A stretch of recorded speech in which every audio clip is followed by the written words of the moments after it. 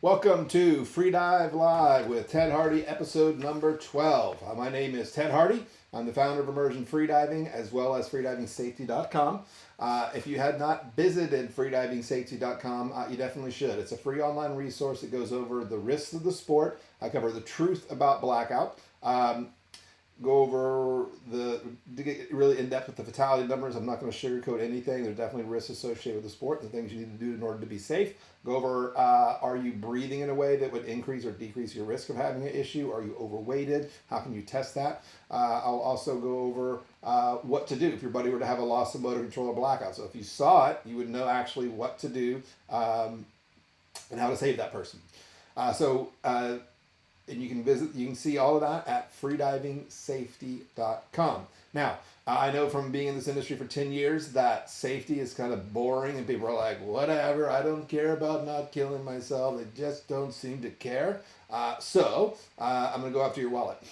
If you visit the website and you go through the course and you pass the quiz, I put a quiz in there and I made it hard. If you pass the quiz, you're going to get automatically emailed some discount from 8 or 9 of the biggest names in the sport. Right, so whether it's to learn how to save yourself, whether it's to learn how to save your buddy, or whether it's to learn to save some money, right? Whatever the reason gets you there, there's 3 good reasons that you should visit freedivingsafety.com. My goal is to teach more people about safe freediving than anyone on the planet, and freedivingsafety.com is going to be the means to get me there. So thanks you guys that were coming into the beginning. Thankfully, from some of the comments said there's no audio. I'd have just kept running my mouth. I would have not known. So thank you for whoever told me that I had no audio. I appreciate that. So one of the questions I want you to put in the comments for those of you that are there, and I know they are there because someone told me I had no audio, is let me know where are you from and what's your deepest dive, right? Your deepest dive, or what's your comfortable range, right? I'm always interested in trying to get a better feel for who the audience is because it's hard for me to know. So if you could let me know that, good to hear. Glad to hear the audio is good. So let me know where you're from, what's your deepest dive, or if you don't feel comfortable saying that, just what depth do you typically dive at, right? So I'm curious if we got 15, 30 foot guys, people that are new, we got snorkelers, we got 100 footers, 80 footers, what we got. So anyway, let me know that. The other thing I'm going to tell you is at the end of this show, I go into the post and I will update the links. Because right now, if you look at the post, it just says like Free Dive Live. I don't have all the stuff, the resources. So I'm going to put a survey on there. I did this in the last Free Dive Live number 11. And it was really cool. I got some responses from you guys. So basically, it's a survey to you guys, right? I want to know things like, have you taken a course or not? Are you more of a spear fisherman or are you more of a recreational free diver?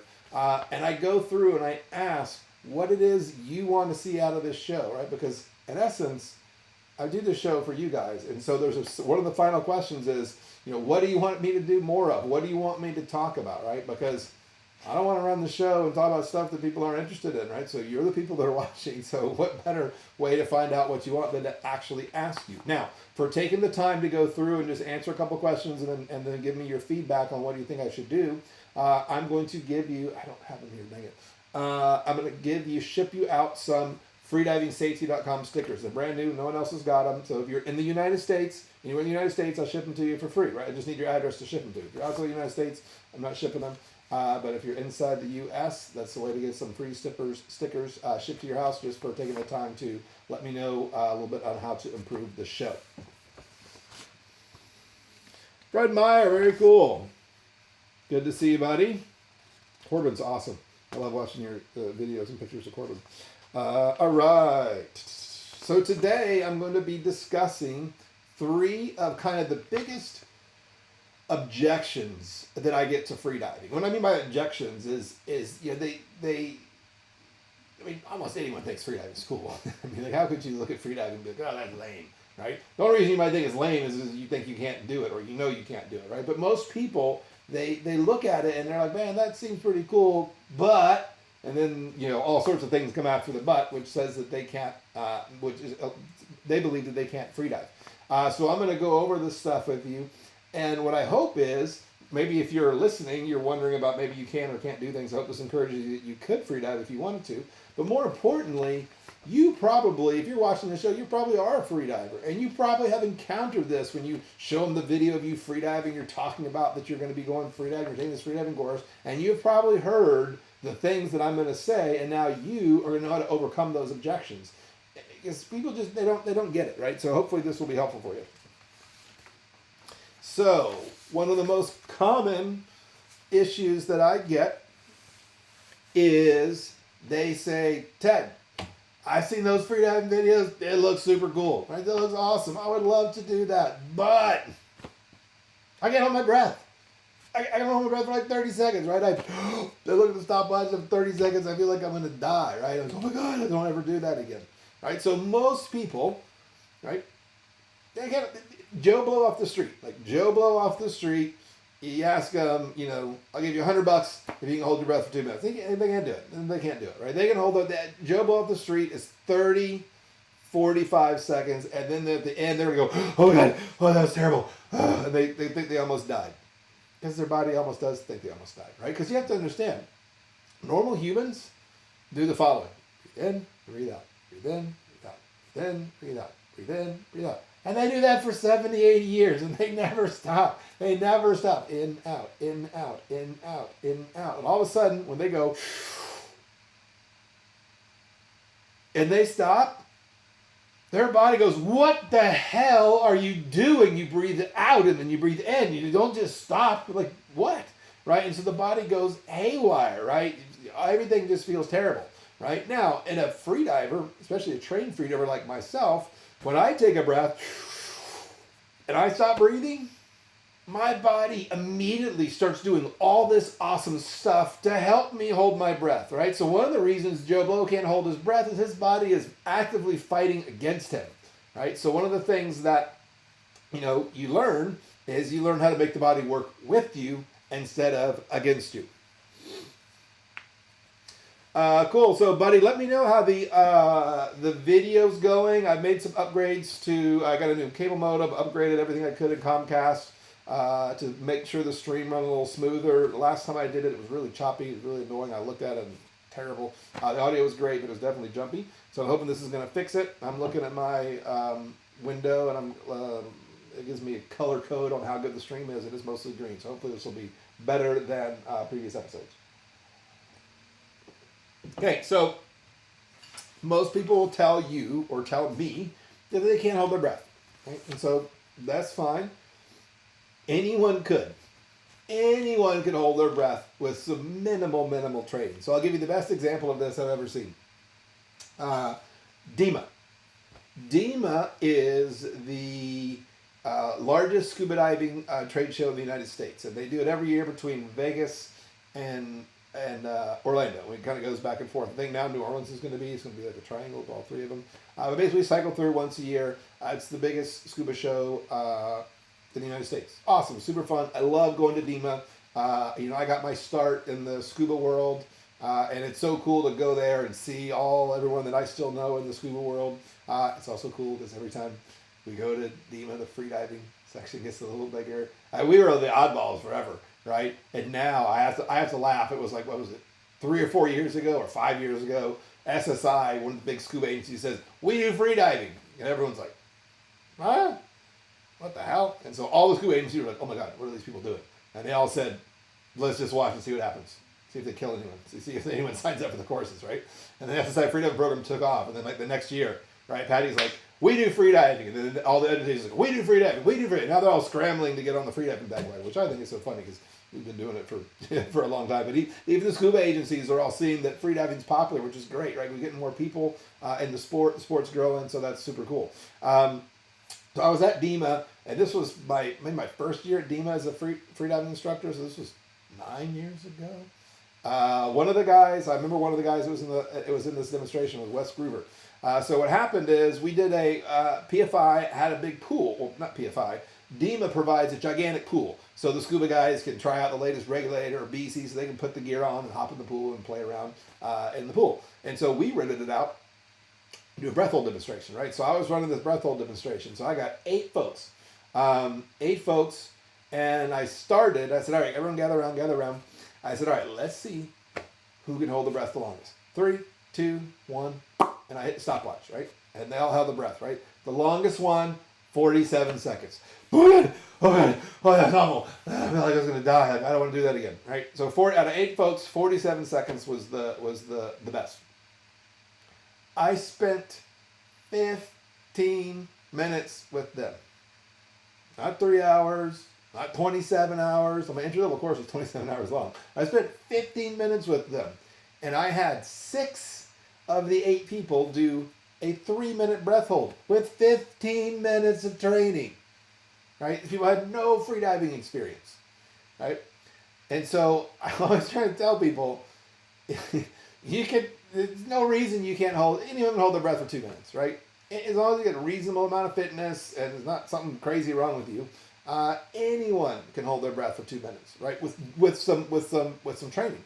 And so, if you think that you can't freedive because you can't hold your breath, then that's normal, right? Most people can't hold their breath that long, right? And that's why you take a freediving course or some of the training that I provide will show you how to make huge improvements with that right off the bat. So I'm excited. You guys that follow me, you have known maybe that I have this 28-day freediving program, which is like all of the training that I teach, how to improve your freediving at home, all this training stuff. So what I've done is, that course is $95, and after either Blue Wild is coming up, I'll talk about that more in a little bit. That's the biggest freediving spearfishing trade show in the USA, and it's going to be this weekend. So that 28-day program that has all my training in it, how to train at home, is $95. I'm going to raise that to $150. Right? It's either going to be right before the Blue Wild or right after. I'm not sure which it is. But even at $95 and $150, that's a lot of people that are like, I don't know if I can swing that. So what I've done is I'm pulling out one segment of that 28-day freediving program. That 28-day freediving program is a lot of different segments. And so I'm pulling the breath holding section out of it, and I'm going to be launching a course right before Blue Wild called Breath Hold Secrets, which is basically what we teach in order to increase our breath holds. So one thing I've noted, so I've been at this for 10 years. I've trained with 5 world record holders. I've taken more freediving classes than almost any same person outside of my one student, Kevin. He's taken way more classes than me. But the one thing I will tell you, right, whether you take an AIDA course, a PADI course, have you ever noticed that anyone takes a freediving course, like, oh my God, I held my breath forever? Because we all teach the same stuff, right? I mean, it might be slightly different, right? But here's what I've learned. When I took my first freediving class, I thought, like, when I would hold my breath for as long as I could, it just hurt, right? It was so painful. I hated it. I was just like, how do these people teach you to hold your breath longer? They must teach some, like, mental, like, trick to make you ignore all the pain because it hurts. I went to the freediving class and held my breath hold, like most people do. And what I learned is the secret is not what you do during the breath hold. What you do during the breath hold really has nothing to do with anything. It's what you do before the breath hold. That's what allows us to hold our breath longer, right? So the Breath Hold Secret course, that's what that's going to be covering, and it's going to be at a much lower price point. It's not going to have all the other stuff in it, but it will be, I'll be launching that hopefully before the Blue Wild. So you can expect to hear stuff about that from me. All right, so some questions from you guys.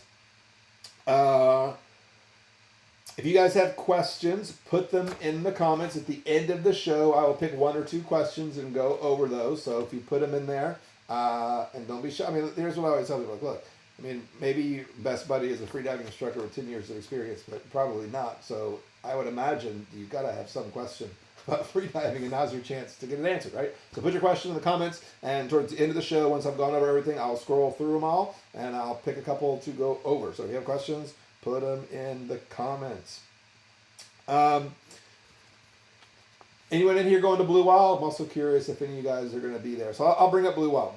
Blue Wild is the largest freediving spearfishing trade show in the United States, and it is this weekend in Fort Lauderdale. It is put on by Sherry Day, and so it's a lot of fun. It's 2 days. It's Saturday and Sunday. So many of the big manufacturers are going to be there. The fin guys, the gun guys, the wetsuit guys, the retail stores. There'll be freediving instructors everywhere, right? There'll be freediving instructors all over the place. And my favorite part about Blue Wild is it's just a chance to meet the people that make all the products. I mean, like, so Daryl Wong, like, if you know about Daryl Wong was the first kind of custom spear gun manufacturer.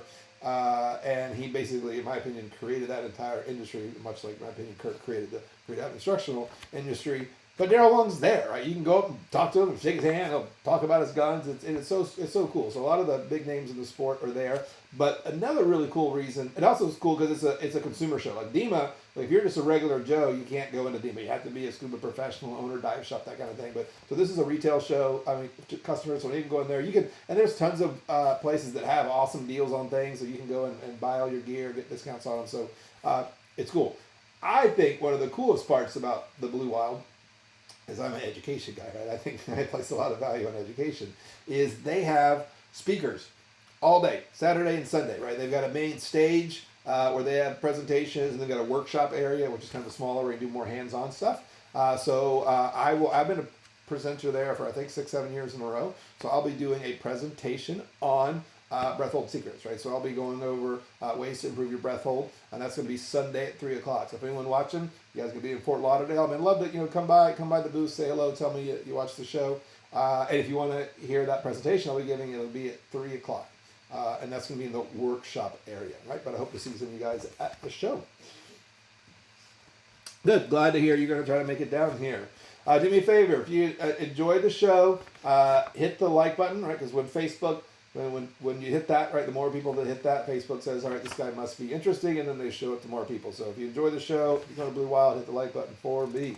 All right, next thing I get, next thing people tell me is they say, yeah, Ted, I mean, I'd love to go free diving or scuba diving. I mean, it's all super cool. I see all the videos and you go down and do all that stuff, but man, I go to the deep end, I go to the gym, I go to the deep end of the pool, my head feels like it's going to explode. Like my ears hurt, I can't do it. How do you guys go down there? Doesn't your head going to explode? Right? So many, like if you're a free diver, you probably laugh at that, but you have to understand, there's so many people out there that have gone to the bottom of the swimming pool and their ears hurt. Because they don't know to clear their ears. They don't know how to clear their ears. They don't know what clearing their ears. They just know, and they'll say things like that, feel like their head's going to explode, or that their ears are going to hurt. So that's one of the things. If you have people that talk about that, there's it doesn't hurt when you are equalizing your ears correctly. It doesn't hurt. When I dive, my deepest dive is 279 feet, and I feel no pain. Nothing in my ears, not the slightest bit, because I equalize. This often, boom, boom, boom, right? I'm constantly equalizing. So how can I possibly feel any pain in the ears, right? So if you got folks that think that they can't eat, their heads are, you got to tell, right? You're going to learn how to equalize your ears. Now, what I'll say, we're talking about equalizing the ears and the head exploding. I will just give you some basic equalizing tips. Most people that I encounter will say things like sometimes they feel like there's water in their ear after a day of diving, and their hearing gets muffled, and it's harder to clear their ears after multiple days of diving. Right? These are all very common equalizing issues, complaints that I hear. And it's, if you took a scuba class, you would probably remember your instructor saying, equalize your ears early and often. In your freediving class, your instructor should have said something like, equalize early and often. And it's such a trite little thing, and people just kind of ignore it. But that's the solution to almost so many people's equalizing problems, is you need to equalize more frequently. So especially if you're a beginner, one thing you want to get in the habit of, I see beginners all the time do this, is if you were to watch me going down to depth, you would see my hand on my nose, my hand over my head, and I'd be equalizing this often. Boom. Equalize. Equalize. Equalize. Right? What beginners do is they equalize their ears, and then they do the Superman. Ow, ow, ow. Ow. And then once they get the ears to go, then they Superman. Ow. And they're always doing this business. Right? Come on, that makes no sense, right? We want to keep the hand over the nose, and then boom, boom, boom. Equalize those ears all the way down, right? Boom. Boom. It doesn't take more air to equalize your ears more often. You're not saving air. It's actually easier to equalize the air more frequently than you do. So one thing I'll tell you is just focus on, if you're having those ear issues, equalizing more frequently.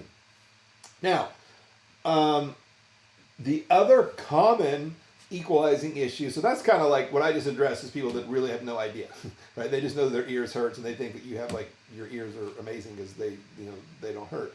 But a lot of people just don't understand equalizing. Now, another common issue with equalizing is they say things like, because I get a lot of scuba divers go through the program. I get scuba instructors go through the program.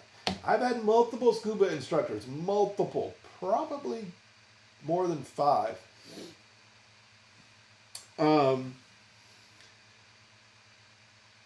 We get stuck at 15 feet in the course, right? So if you know anything about it, if you're a freediving instructor or you've heard of this, right, it is unfortunately uncommon that people take a freediving class and they get stuck at 15 feet, right? And let's say you're a scuba diver and you can scuba dive to 100 feet. I've had scuba instructors get stuck at 15 feet, right? And here's the way this happens. As I say, all right, so what you need to do is there's 2 types of equalization method. There's Valsalva and there's Frenzel. And as freedivers, you have to be doing Frenzel. And if you don't do Frenzel, you're going to get stuck at 15 feet. And so a scuba instructor, I'm making some generalizations, but a scuba instructor will say something like either out loud or internally in their head, like, dude, like I scuba dive every day for my job. I go to 100 feet. Like, I don't need to know how to equalize. I go to 100 feet all the time. Well, what they don't understand is when the instructor says, this is freediving, you have to use a different equalization technique for freediving than scuba. And so a lot of times they don't want to listen. And if you are doing the technique that scuba divers tend to use, which is called Valsalva, right? So if you watch me do Valsalva, watch my chest.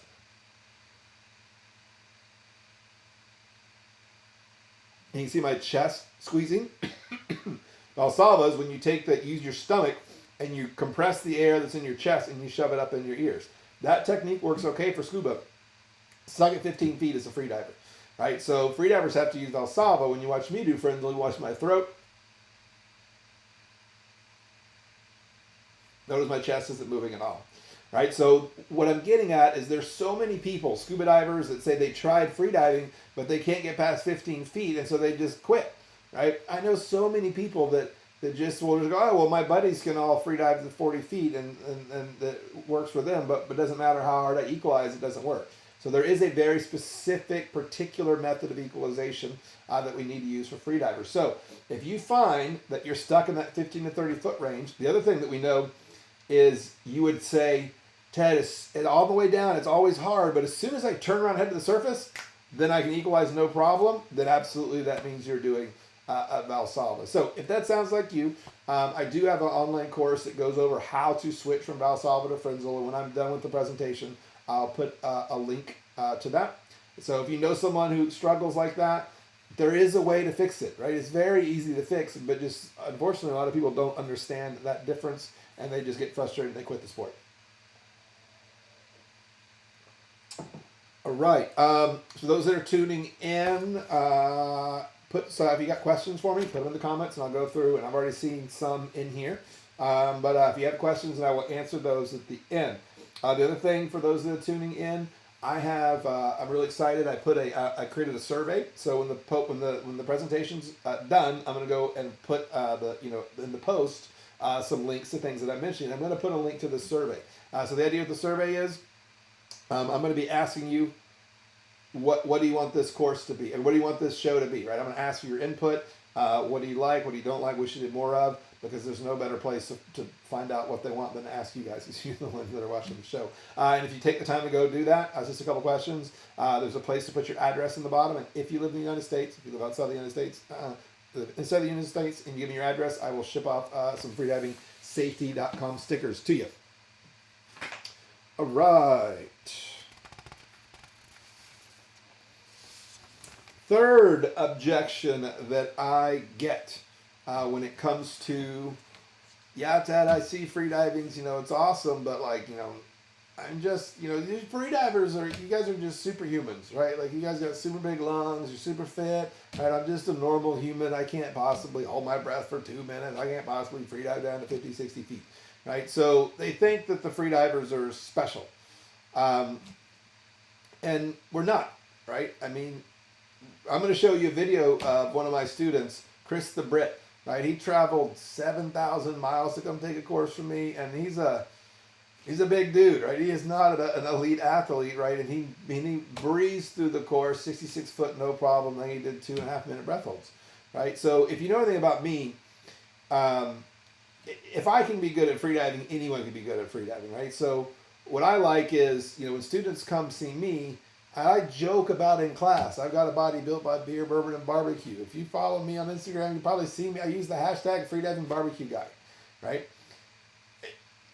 Because I'm a normal guy, right? I mean, I'm not this elite athlete. I don't eat twigs and berries. I don't balance my chakras and do all this crazy stuff. But I can freedive pretty well, right? Because because I have good technique and I understand training, right? And so I think it's motivating because students come in the course. Most of my students, I have tons of students with better shape than me, lower body fat than me, better athlete than me in every way. Yet I can freedive circles around them. The point being is if I can be good at it, really anyone can. Here, let me see if I can pull up this video. So bear with me.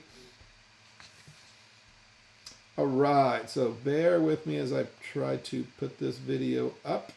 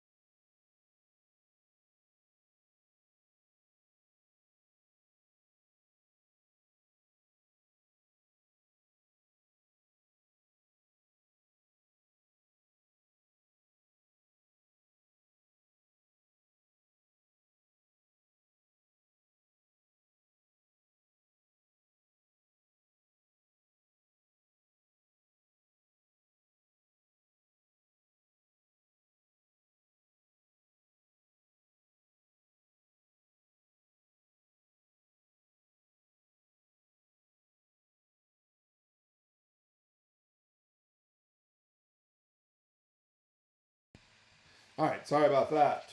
Um, Thank you for letting me know. I'm curious, was the video, when you watched the YouTube video, did that run smoothly or was that choppy? Just curious. And thank you for letting me know about the sound. I'm still learning this whole thing. But my point is that that's Chris the Brit, right? He's no elite athlete. Yet he was able to free dive to 66 feet and hold his breath, I think, for 2.5 minutes. So again, people think that they couldn't free dive. If you're comfortable in the water and you've got some good, following some good instructions, you'd be surprised what you could do. He was funny. He started so the way the free diving classes work. We dive to 15 feet, and then we'll do a bunch of dives at that depth, and we do 30 feet and 50 feet. And what happened was he was doing. In the beginning, he was doing the dives, but he came up. Every time he would come up, he would just full speed, and he was panicked, right? He would grab the float, and he was, and he was just totally winded. I'm telling him, look, you got to calm down. You got to calm down. He didn't have none of it. And so, eventually, what I told him is I'm like, he's sprinting as fast as he can to the surface. So every single dive, right? Just eyes like this. And so eventually, I said, look, we're not going any deeper. We need to go shallower. So I took him all the way up to 15 feet. I'm like, you need to do one dive to 15 feet, slow on the way down, slow on the way up. If you start rocking it up to the surface and you see me doing this, you got to chill out. He did it again, went to 15 feet, flew up to the surface. I couldn't do anything.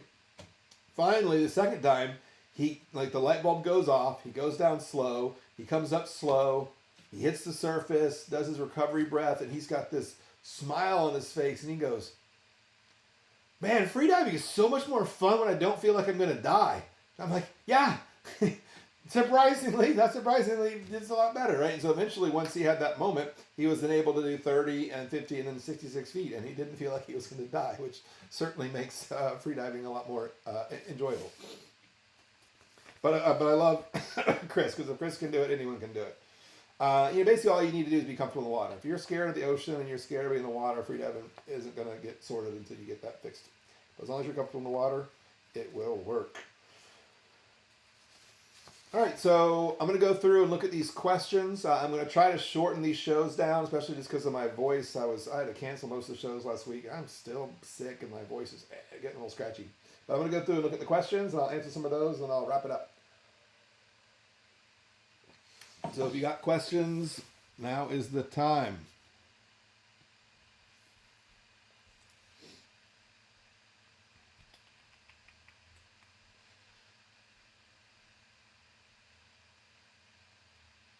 Oh, deepest 160 feet.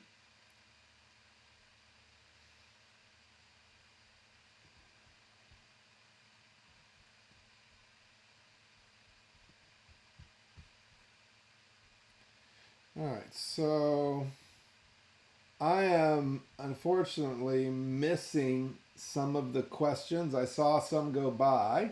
Hey, what's up, Larry? So I'm missing some of the questions. So if you asked a question, might want to re-put it in here because I'm not able to see all of them. All right, so someone had asked me, so if you got questions, you're still here, repost them. Someone had asked me, how do you tell if you're really doing Frenzal? That's a good question. The easiest way to tell if you're doing Frenzal is put your hand on your stomach, pinch your nose, and do 5 equalizations in a row, right? When you watch me do Frenzal, watch my chest.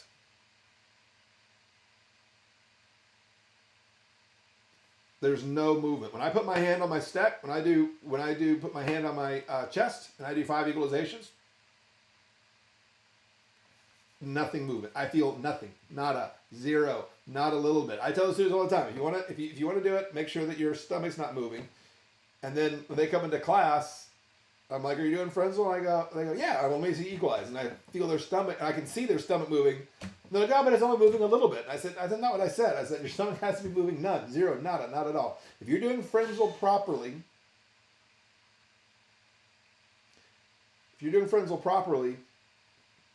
you won't feel any motion from your stomach. And you will get good, So a question about equalizing. I gotta get these questions before they go by because they're not showing. Why are they not showing up here? Bear with me, guys.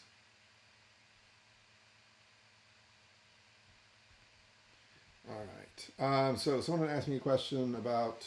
God, already losing them. Someone asked me a question about dry training, and so I'll make a note of that. Dry training and. You equalize same frequency. Okay, so where was I? I got distracted. Sorry, guys. Frenzal, right? So no movement on the stomach, and you need to be getting good equalization on the feel pressure in the ears and watch the nose. Right, here's the other thing. So watch my nostrils.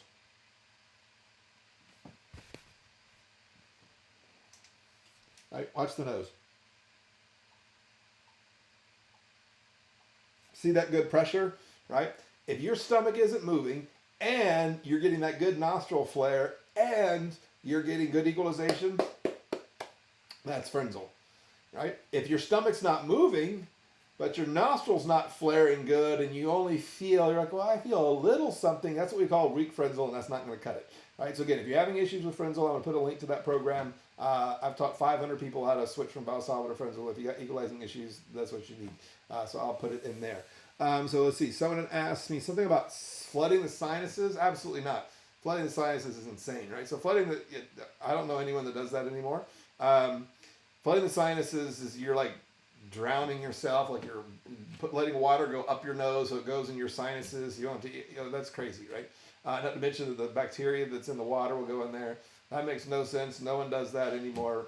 It sounds like just a terrible idea all the way around. So if we don't do that.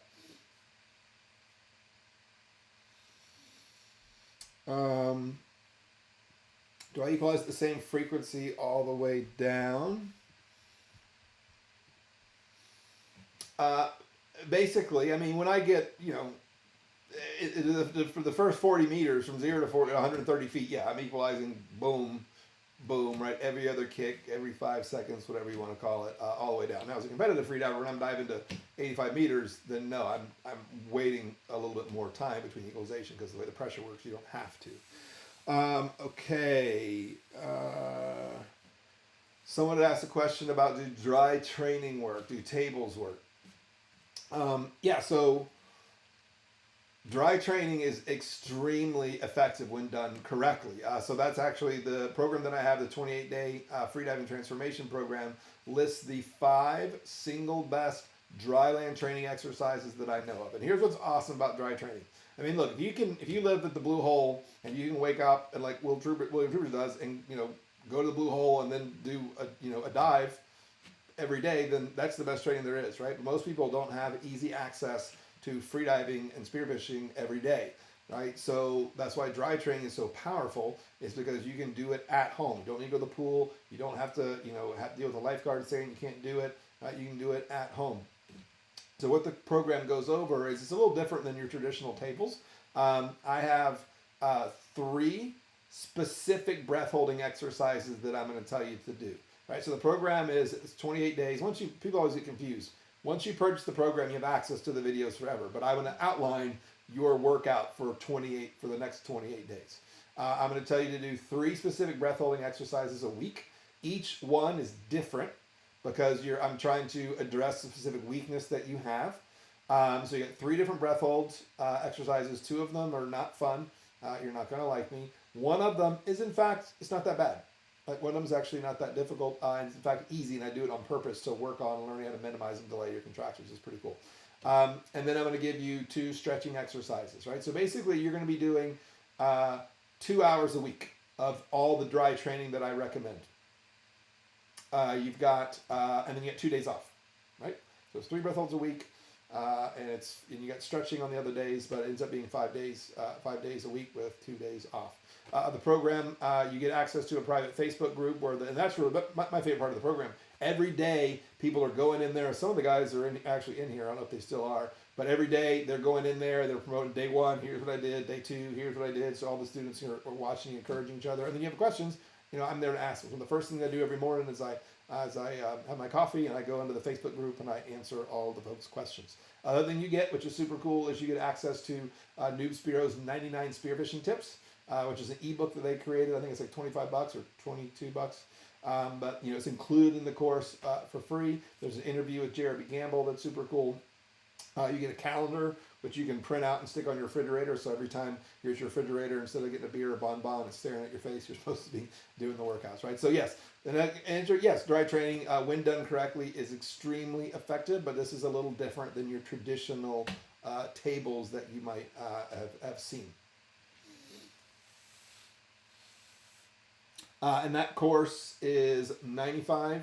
It's $95, and either before Blue Wild, which is this weekend, or after Blue Wild, it's going to be going up to $149. So if you're interested in getting it, you can save $50-something if you get it before I raise the price like that. So if you're interested, now would be the time to do that. All right, maybe 1 or 2 more questions. What's up, Rin? I don't know if you're still here or not. So the question was about... I keep losing what's in the chat. Another question about head position. So head position, super, super important, especially for beginners. Most all freedivers and spearfishermen have a tendency to go down looking where they're going, like this. Right? So they're looking at the bottom. Like, this is the way I'm looking at the camera right now. This is the way you should be going down. Right? You should be going down like this. But what most beginners tend to do is they tend to do Superman. They tend to go like this. All right, they're looking at the bottom. Okay. Now that creates a lot of issues. It is one of the single worst things you can do as a freediver. So let's address some of those things.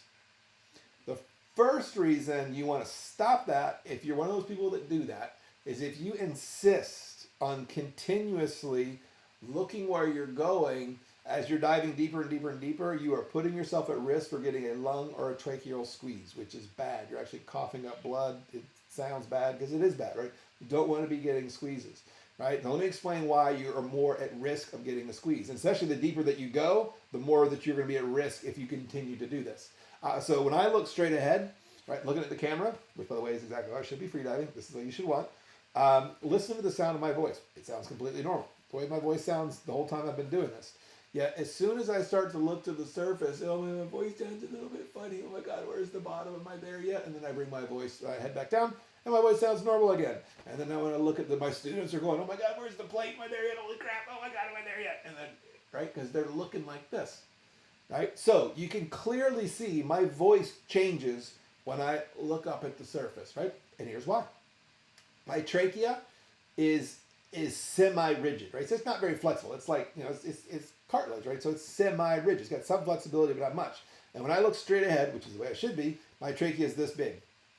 And when I look toward the surface, or when I look at the bottom, which is what most people do, that stretches out my trachea. It increases the length, right? So if I take something that's not very flexible and then I increase its length, can you see what that does to its flexibility?